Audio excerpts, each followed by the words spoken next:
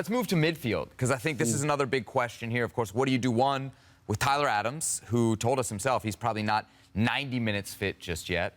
What would you do in the American midfield?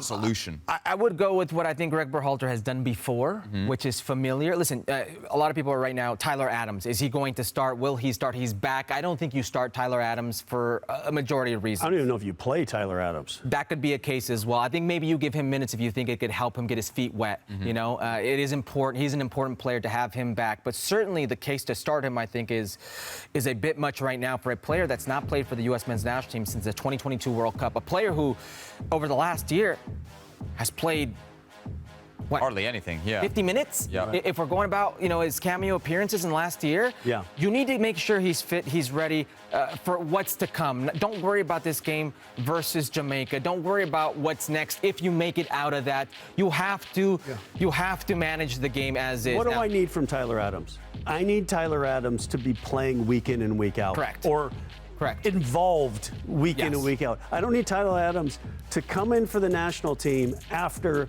signing for Bournemouth, not playing a whole season, finally getting some minutes, and then getting injured on international duty for the rest of the season. It's not conducive. And if I just may really quickly, as far as what I would do, I would go tried and tested with the Yunus Musa, Weston McKennie, and Giovanni Reyna in that 10 spot. You would go Reyna? Yeah, the reason I would go Reyna, and I know he's not played much, but that could also work into his favor because he's going to be motivated, well rested and motivated.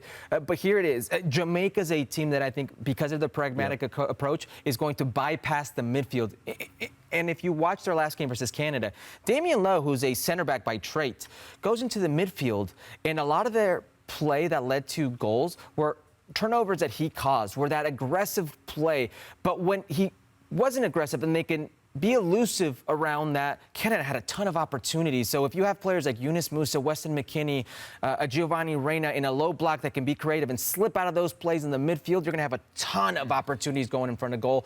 I think this three, and Johnny Cardoso's been excellent for Johnny Cardoso's been fantastic. But he's not been tested with the U.S. men's national team. So maybe right now you go with what you think will happen. You'll have a ton of possession in front of their very pragmatic defense and have guys who are a little bit better with the ball. And I don't have an expectation that Gio's going to have to press, right? Yeah. So you can, you know you're going to have so much of the ball. You know you're not going to be having to work. And you need quality players. Correct. If you're going to have possession, if you're going to dominate possession, you need quality players. I want to go back to Tyler Adams' case just for 1 second, because I've seen this before. You don't bring a player to the national team to get in shape or to get more minutes or to get in proper form. You bring them in because they're ready to give you 60, 70, 90 minutes. Right. And let's remind everybody, this is not a friendly match. Right. This is not just a test when you can play someone who has not seen so many minutes. Yeah, but Tyler Adams isn't just any player, and I think that but it's about getting him integrated. Mal, you said it yourself. No, I agree. How long has it been since he proved himself That's why to be I don't top But I agree with you, but I don't have a problem bringing in a player and integrating him. Yeah, but you don't start him or give him 70 minutes for that matter in an official game like this. Or he's just a squad guy. Exactly. Or not even a squad guy. He's just he's a camp but guy. give him like important minutes. You know, that's the way you come into the camp, you see the medical staff, you hang out with everybody, you get reintroduced, but we have zero expectation that you're going to play him. Exactly. That's why when you say you don't play him at all, I was like, yes, that makes sense. Yes. Maybe Greg Berhalter has the same doubts because Kellen Acosta was called in as a trainee. Well, you said there was 24 called in. Correct. And that's, so maybe there's that doubt as well. How much equity are you going to lose with Bournemouth? Oh my God! If he comes on and gets injured, can I be honest? Can I be honest? If I'm Greg Berhalter, I don't care about the club situation. You know, because I think he's over-respected those club situations in the past. I think you can over-respect it, but I still think you need your guys playing. And, of course. And the problem that you have, Herc, is teams then won't bring American players in if they think the players are going to. Oh, Bournemouth has their own problems, you know. No, I know that, but again, I mean, you want your players playing at the top level, and you got to work with that quickly because Herc's got Gio in his starting 11. I do too. Really? Yeah. No worries about the fact that he's not playing right now for Nottingham Forest?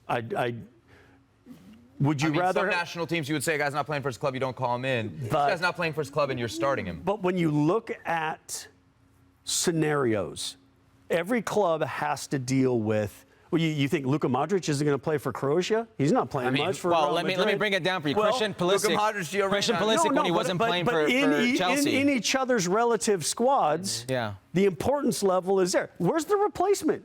Mal, show me. Where's the replacement in central midfield that can break that down? Go Tillman. Yeah, but he's unproven. He's playing in the Champions League. Hold on, time out. But that's like saying Christian Pulisic, when he wasn't playing well with Chelsea, they would still give him the benefit of the doubt in the U.S. men's national team, and that was a refresher for Christian Pulisic, I think and he would Christian play Pulisic well. at that point was much more important to the national team than Gio Reyna is now.